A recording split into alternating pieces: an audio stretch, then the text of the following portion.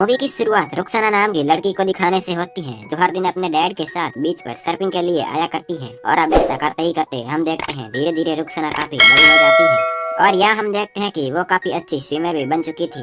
और अब अगले सीन में हमें रुखसाना को उसके क्लासरूम में दिखाया जाता है, जहाँ प्रोफेसर बता रहे होते हैं कि कैसे पानी के 30 मीटर अंदर तक जाने के बाद फेफड़ों के अंदर का दबाव बढ़ने लगता है, और ये दबाव और नीचे जाने पर बढ़ने लगता है, जिससे मौत भी हो सकती है।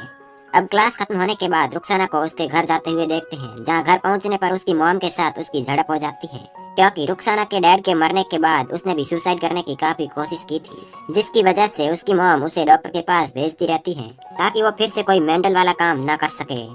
लेकिन यहाँ पर रुखसाना अपनी मॉम को बताती है, मैं बिल्कुल ठीक हूँ और मुझे अभी साइकेट्रिस्ट के पास जाने की बिल्कुल भी जरूरत नहीं है। और अब अगले दिन हम देखते हैं कि रुखसाना अपनी मॉम को झूठ बोलकर पेरिस के लिए चली जाती है, जहाँ वो डाइविंग क्लासेस ज्वाइन कर लेती है। तभी यहाँ पर उसकी मुलाकात एक टॉम नाम के शख्स से होती है, जो कि एक स्विमर होता है। और यहाँ पर पहली नजर में टॉम को रुखसाना काफी पसंद भी आ जाती है। जिसके बाद टॉम रुखसाना को अपनी बोट पर लेकर आता है, और वहाँ पर बहुत सारे स्टूडेंट्स भी पहले से ही होते हैं, जो कि खुद भी डाइविंग सीखना चाहते हैं। और फिर वो डाइविंग के लिए सभी जरूरी जानकारी सभी को बताने लगता है। तभी वहाँ पर डाइविंग चैंपियन भी आ जाता है, जो कि उन्हें मोटिवेट करते हुए कहता है कि अगर आप अपने डर पर काबू पा लेते हैं तो डाइविंग करना आपके लिए बहुत ही आसान हो जाएगा। जिसके बाद हम देखते हैं कि सारे लोग पानी में उतर जाते हैं, और रुखसाना देखती है कि रिकर बिना किसी सेफ्टी के नीचे जा चुका है, और ऐसा देखकर वो उसे काफी इम्प्रेस भी होती है।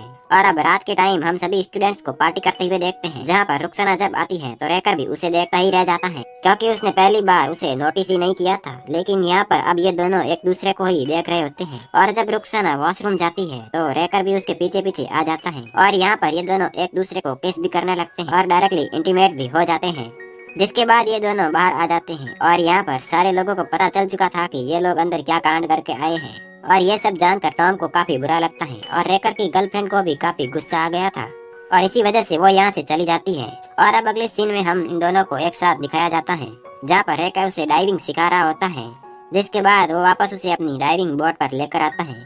लेकिन यह बात उसकी एक साथी को सही नहीं लगती, और वो कहता है कि रेकर आज वर्ल्ड रिकॉर्ड तोड़ने की कोशिश करेगा, जिसमें काफी सारा रिस्क भी है, और तुम्हें तो यहाँ बिल्कुल भी नहीं होना था। और आज वो 170 मीटर की गहराई में जाएगा, ताकि वो वर्ल्ड रिकॉर्ड तोड़ने की कोशिश कर सके। ये सुनकर रुखसाना का डर और एक्साइटमेंट दोनों ही बढ़ जाते हैं। अब अगले दिन हम देखते हैं कि रेकर का वर्ल्ड रिकॉर्ड बनाने का दिन आ चुका था, जहाँ पर वो 170 मीटर की गहराई में 2 मिनट में अप डाउन कर देता है। अब अगले सीन में हम देखते हैं रुखसाना अपने मॉम से बातें कर रही है, जो कि उसे फिर से वापस लौट कर अपनी पढ़ाई पर फोकस करने के लिए कह रही होती है। लेकिन यहाँ पर रुखसाना अपनी मॉम की बात बिल्कुल भी नहीं सुनती है, और उसको अपने रिलेशनशिप के बारे में भी बता देती है। अब अगले दिन रेकर को पता चलता है कि किसी बंदे ने 179 मीटर की दूरी तय करके उसके वर्ल्ड रिकॉर्ड को तोड़ दिया है। इसलिए रेकर भी उस बंदे के वर्ल्ड रिकॉर्ड को तोड़ने के लिए कंपटीशन में दोबारा भाग लेता है। लेकिन लौटते टाइम वो बेहोश हो जाता है, जिसके चलते वो उसके वर्ल्ड रिकॉर्ड को नहीं तोड़ पाता है। यहाँ पर डॉक्टर बताते हैं कि अगर रेकर ने डाइविंग कंटिन्यू रखी तो उसकी जान के लिए खतरा हो सकता है, पर रेकर इस बात को ज्यादा ध्यान दिए बिना रुखसाना को ट्रेनिंग देने के लिए चला जाता है। इसके बाद जब कंपटीशन का दिन आता है, तब रुखसाना वर्ल्ड कैटेगरी में एक वर्ल्ड रिकॉर्ड बनाती है, और ऐसा देखकर वहाँ के सारे लोग बहुत खुश होते हैं। और यहाँ पर रुखसाना की मॉम भी आई हुई थी, जो रुखसाना को इस अमेजिंग काम के लिए बधाई देती है, और फिर उसे वापस चलकर अपनी स्टडी पर फोकस करने को कहती है। पर रुखसाना अपनी मॉम की एक भी नहीं सुनती है, और फिर अपनी मॉम को गले लगाकर वहाँ से चली जाती है। और अब हम देखते हैं कि रुखसाना फिर से एक बार डाइविंग कंपटीशन में हिस्सा लेती है, जिसमें वो फिर से सारे रिकॉर्ड्स को तोड़ देती है, और उसके तरीके से उसकी एक नई पहचान भी बन जाती है, और उसके इंटरव्यू भी किए जाते हैं। और यहाँ रुखसाना अपनी कामयाबी से बहुत ही खुश थी। और अब अगले सीन में हम एक लड़की को फोन पर बात करते हुए दिखाया जाता है। उसे बातें करते हुए रुखसाना भी देख लेती है, और उसका पीछा करने लगती है, जहां वो देखती है कि रेकर एक लड़की के साथ मजे कर रहा है, और उससे बहुत ही ज्यादा दुखी होकर वो टॉम के पास चली जाती है, और उसके साथ रिलेशनशिप में आने के लिए कहने लगती है। और टॉम यही तो चाहता था, और यहीं पर ये दोनों रिलेशनशिप में आ जाते हैं।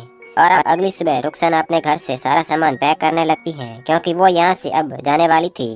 हालांकि उसे रोकने के लिए रेकर काफी कोशिशें करता है, लेकिन यहाँ पर रुखसाना उसकी एक भी नहीं सुनती है, और वहाँ से चली जाती है।